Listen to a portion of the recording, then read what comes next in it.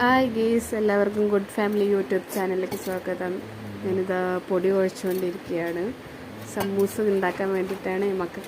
അങ്ങനെ പൊടിയൊക്കെ കുഴച്ചു. പിന്നെ മുട്ട കൊണ്ട് തട്ടിക്കൂട്ടിയൊരു സമൂസ ഉണ്ടാക്കാമെന്ന് കരുതി ഉള്ളിയൊക്കെ അരിഞ്ഞു. എന്താണ് ആ ചട്ടിയിലിട്ടു. എന്നിട്ട് കുറച്ച് ഉപ്പിട്ട്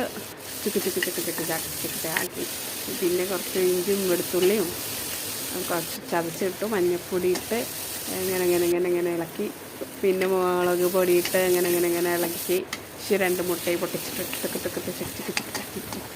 ആക്കി, എന്നിട്ട് കുറച്ച് മല്ലിയിലയും ഇട്ട് അങ്ങനെ ഇളക്കി പിന്നെ നമ്മൾ ചപ്പാത്തി പരത്തണോട് പരത്തി സമൂസ ഒക്കെ സെറ്റാക്കി അതിൻ്റെ ഇടയിൽ മാവ് അരച്ചു.